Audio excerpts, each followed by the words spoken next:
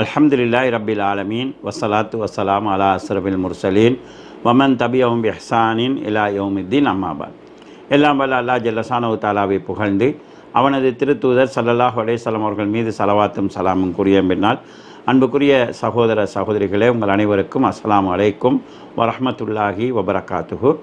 நாம் தொடராக நபித்தோழர்கள் குர்ஆன் சுன்னாவை எப்படி புரிந்தார்களோ அந்த அடிப்படையிலே நாம் மார்க்கத்தை புரிந்து செயல்படுவதனுடைய அவசியத்தை உணர்த்தும் விதமான சில ஆதாரங்களை முன்வைத்து வருகிறோம். அதிலே இன்றைய நிகழ்விலே ஒரு ஆதாரத்தை குறிப்பிடலாம். சூரா ஜும்மாவினுடைய 2வது வசனம். இதுபோன்று பல வசனங்கள் குர்ஆனிலே இருக்கிறது. ஹுவல்லதி பாஸஃபில் உம்மீன ரசூலம் மின்ஹும். அல்லாஹ்வை பற்றி, அவன்தான் ஒரு இறை தூதரை எழுத வாசிக்க தெரியாத சமூகத்திலிருந்து அவர்களுக்கு ஒரு இறை தூதரை அனுப்பினான். அந்த இறை தூதர் என்ன செய்வார் என்றால், எத்துலு அலைஹிம் ஆயாத்திஹி, அவர்களுக்கு அல்லாஹ்வுடைய வசனங்களை ஓதி காட்டுவார். வயுஸக்கீஹிம், அவர்களை பரிசுத்தப்படுத்துவார். வயுஅல்லிமுஹுமுல் கிதாப வல் ஹிக்மா, அவர்களுக்கு வேதத்தையும் ஞானத்தையும் கற்றுக் கொடுப்பார். வஇன்கானு மின் கப்லு லஃபீ லதாலிம் முபீன், அவர்கள் மிக தெளிவான வழிகேட்டில் இதற்கு முன்னால் இருந்தார்கள். சஹாபாக்கள் என்று நாம் யாரை சொல்கிறோமோ அவர்கள் மிக தெளிவான வழிகேட்டில் இருந்தாங்க. அவர்களுக்கு அல்லாஹ் ஒரு இறை தூதரை அனுப்பினான். அந்த இறை தூதர் அல்லாஹ்வுடைய வசனங்களை ஓதி காட்டினார். அதன் அடிப்படையில் அவர்களை தஸ்கியா தூய்மைப்படுத்தினார். குர்ஆனையும் அதாவது சுன்னாவையும் அவர்களுக்கு கற்றுக் கொடுத்தார் என்று அல்லாஹு தஆலா சொல்கிறான். இங்கு அவர்கள் வெறுமனே எங்களைப் போல குர்ஆனையும் ஹதீஸையும் படித்தவர்கள் மட்டுமல்ல, அல்லாஹ்வுடைய தூதரினால் வயுஸக்கீஹிம், பரிசுத்தப்படுத்தப்பட்டவர்கள். அல்லாஹ்வுடைய தூதர் அவரை குர்ஆனையும் ஹதீஸையும் கற்றுக் கொடுத்தல் என்று சொல்லி சொன்னால், வெறுமனே நாங்கள் பண்ணுவது போல் பயான் பண்ணிட்டு விடலை, அதை அவங்க நடைமுறைப்படுத்துவதற்கான சூழ்நிலையை உருவாக்கினாங்க. ப்ராக்டிக்கலாக குர்ஆன் சுன்னாவை செயல்படுத்தினார்கள். அவர்களுடைய எல்லா விஷயங்களையும் அல்லாஹ்வுடைய தூதர் சீர் செய்தார்.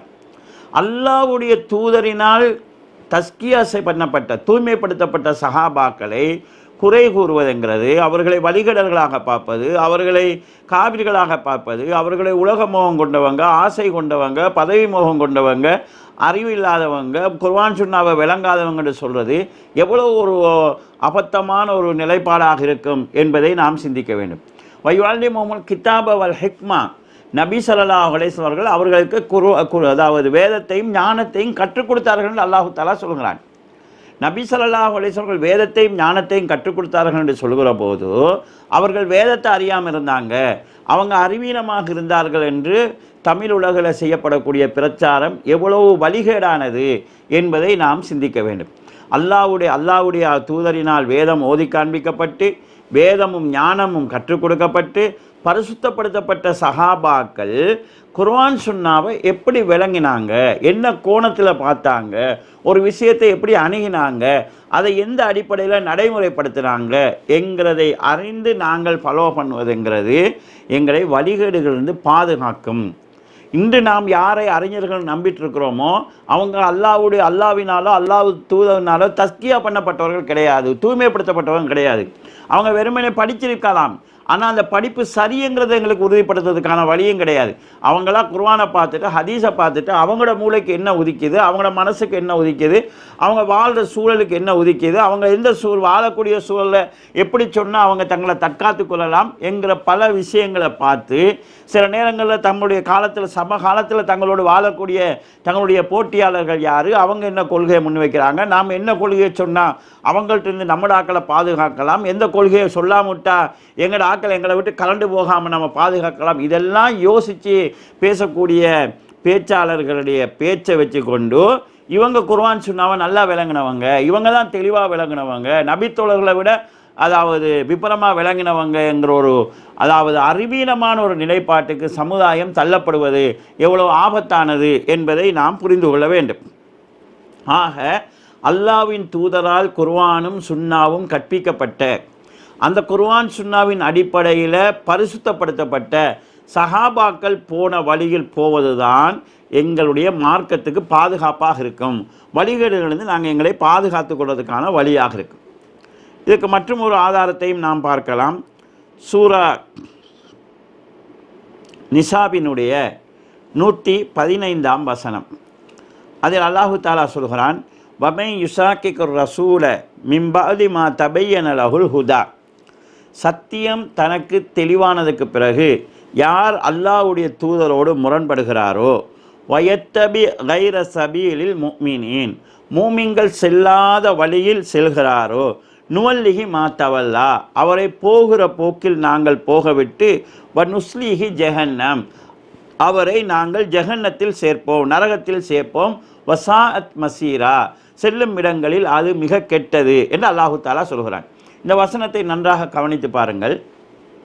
அல்லாஹு தாலா இந்த வசனத்தை இப்படி சொல்லியிருக்கலாம், வமே யுசாக்கி ரசூல மிம்பாதிமா தபையன் லஹுல் ஹுதா, யாருக்கு சத்தியம் தெளிவானதற்கு பிறகு அல்லாஹ்வுடைய தூதருக்கு முரண்படுகிறாரோ, நுவல்லிகி மாத்தவல்லா, அவனை போகிற போக்கில் போகவிட்டு நரகத்தில் சேர்ப்போம் என்று அல்லாஹ் சொல்லியிருக்கலாம். ஆனால் அல்லாஹு தாலா எப்படி சொல்கிறான்னு சொன்னால், யார் அல்லாஹ்வுடைய தூதருக்கு முரண்பட்டு மூமின்கள் செல்லாத பாதையில் போகிறானோ அவனை நரகத்தில் சேர்ப்போம் என்று அல்லாஹு தாலா சொல்கிறான். சபீலுல் முஃமினீன், மூமின்கள் சென்ற பாதை என்று அல்லாஹு தாலா எதை சொல்கிறான்?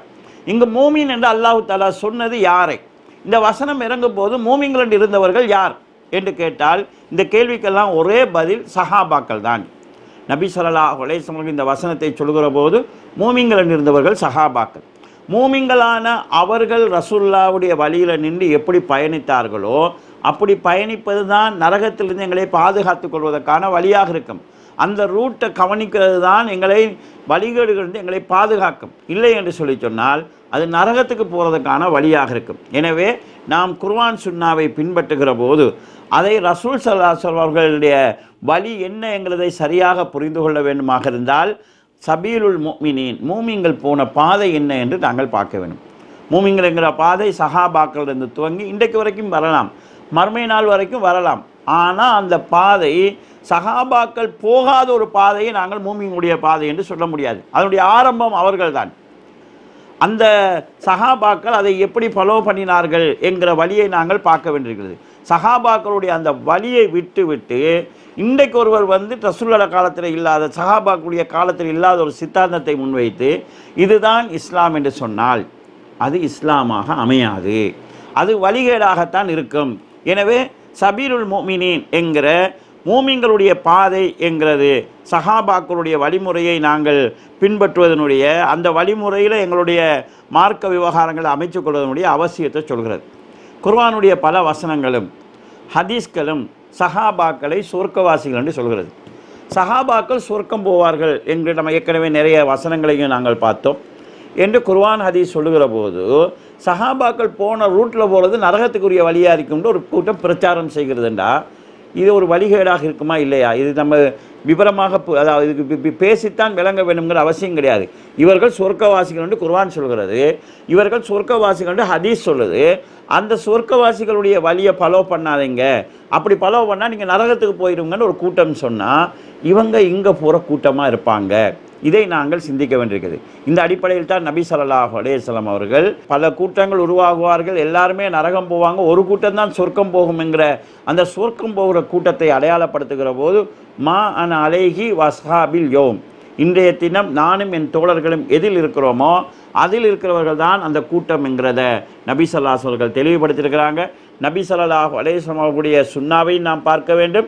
இதை சஹாபாக்கள் என்கிற அந்த ஜமாத் எப்படி ஃபாலோ பண்ணாங்க, எப்படி பிரித்து கொண்டார்கள் என்கிற அடிப்படையும் நாங்கள் பார்க்க வேண்டும். இரண்டும் இணைந்தது தான் சத்திய வழி என்கிற அடிப்படையை நாம் புரிந்து கொள்ள வேண்டும். இந்த அடிப்படையிலே நாம் குர்ஆனையும் சுன்னாவையும் சஹாபாக்கள் எப்படி புரிந்து கொண்டார்கள், எந்த கோணத்திலிருந்து விளங்கினார்கள், அவர்கள் புரிந்து கொண்ட முறை என்ன என்கிற அடிப்படையை வைத்துக்கொண்டு குர்ஆன் ஹதீஸை பின்பற்றுவதற்கு முயற்சி செய்ய வேண்டும். இதுதான் நாம் மார்க்கத்தை பின்பற்றுவதற்கு சரியான வழிமுறையாக இருக்கும். இந்த அடிப்படையை புரிந்து கொண்டு நாங்கள் நபித்தோழர்கள் விஷயத்திலே விளங்கிக் கொள்ள வேண்டிய மற்றும் பல அம்சங்களை இன்ஷா அல்லாஹ் தொடராக நோக்குவோம். வஸ்ஸலாமு அலைக்கும் வரஹ்மத்துல்லாஹி வபரகாத்து.